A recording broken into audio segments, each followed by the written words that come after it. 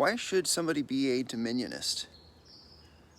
I'll get to what this term means, but I'll say at the beginning that I ascribe to Dominionism in the loosest and broadest sense of the term. And although some people have associated that term with Reconstructionism, like a Christian movement that wants to take over the nation, they've associated it with Christian nationalism, theocracy, theonomy, all these different things. The term dominion has a specific meaning. It refers to what we were commissioned by God at the beginning as human beings to do. And then what God has also commissioned future people to do. So the things that he told Adam, the things that he told Noah. Now I want to know how you think about this. Would you describe yourself as being a Dominionist? How would you answer? Are you a Dominionist? Let me show you my reasons for being one. So look at Genesis 9:6. This is after Noah and his family have departed from the ark. Whoever sheds the blood of man, by man shall his blood be shed. For God made man in his own image. And I think that from that, if you take it seriously, it follows that Dominionism is correct, at least in the broadest sense, the loosest sense. How come? Well, first of all, we have to know that this is God's word to Noah. And we have to look at the reasoning. It's for man is made in God's image. So, that tells us something.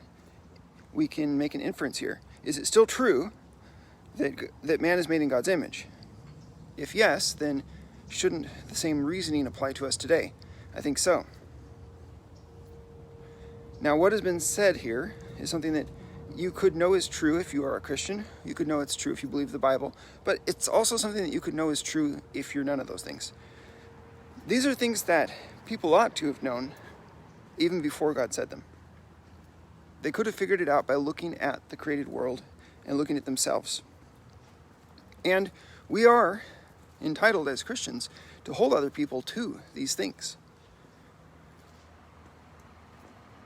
Now, in what way are we entitled to hold other people to these things? Well, that's the question that everybody wants to debate. All the Christian nationalists are debating. What can we hold non-Christians to? And why? That's a question you need to be able to answer. Well, here's my answer to that.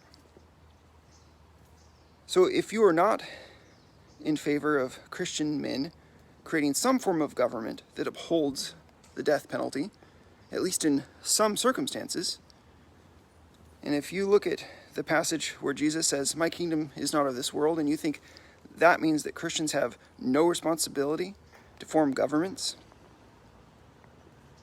good governments, well, you're not being consistent with God's moral law, as clearly seen in Genesis 9:6. To be consistent means that you must participate in taking dominion over the earth.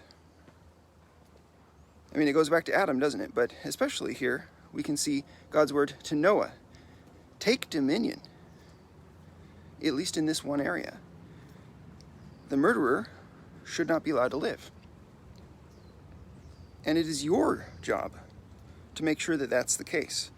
Now, what can I do about that? Well, I can vote for the right policies. I can talk about the right policies.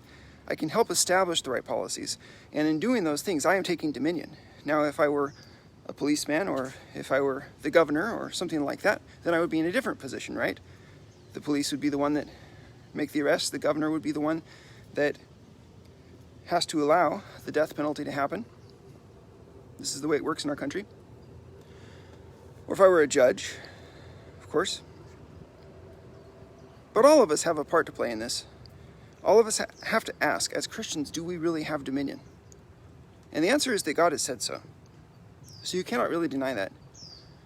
I think this is a good foundational piece for the discussion, so that when somebody that is a theonomist, a theocrat of some kind, looks at you and says, "Oh, come on, you're one of those Gospel Coalition weaklings.